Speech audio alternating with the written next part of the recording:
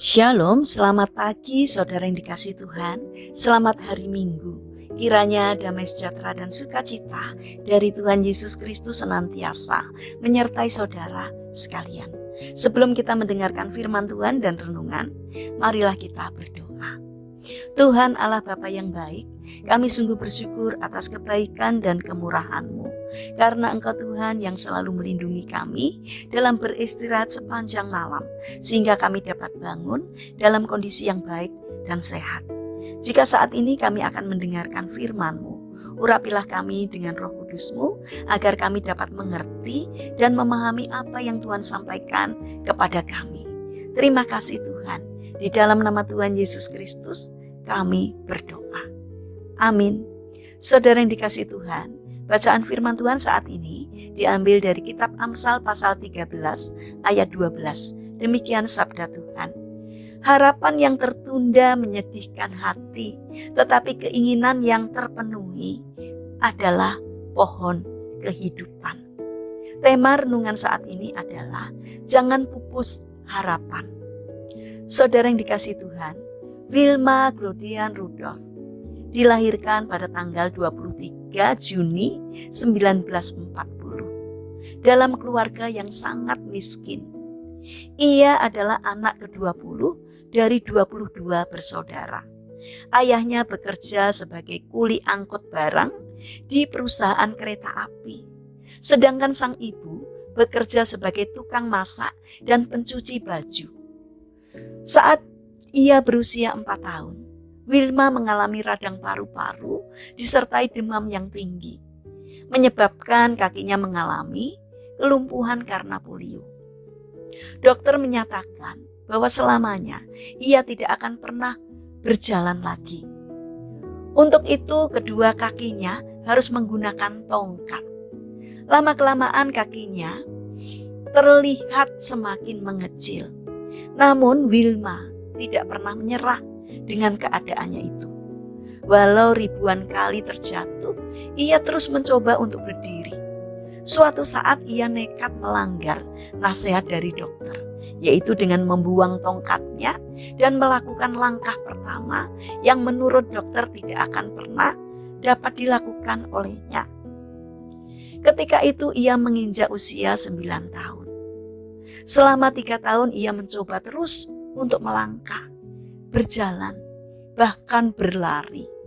Dan pada saat usianya 13 tahun, ia mengikuti perlombaan lari untuk pertama kalinya. Namun ia kalah. Meski demikian, Wilma tidak putus asa.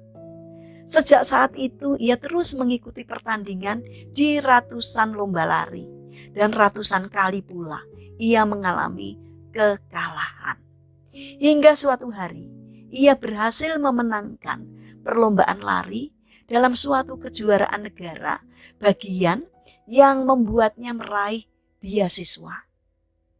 Kemudian ia bertemu dengan seorang pelatih atletik bernama Ed Temple. Di bawah bimbingan Ed inilah Wilma terus melatih fisiknya, mengatasi berbagai rintangan, mengikuti lebih banyak lagi perlombaan lari, terus melaju hingga sejarah mencatatnya sebagai seorang pemenang. Ia telah memenangkan 3 medali emas di lintasan lari 100, 200 meter, dan estafet 400 meter. Saudara yang dikasihi Tuhan, ketika membaca kisah Wilma, sepertinya mustahil rasanya mempercayai bahwa seorang yang tadinya divonis tidak dapat berjalan untuk selamanya, akhirnya mampu mengukir sejarah dengan prestasi yang gemilang. Wilma mampu membuktikan kepada dunia bahwa situasi dan kondisi seperti apapun tidak mampu menghentikan langkahnya dalam mewujudkan impiannya. Saudara yang terkasih, sudahkah kita berusaha keras seperti Wilma di dalam mewujudkan impiannya?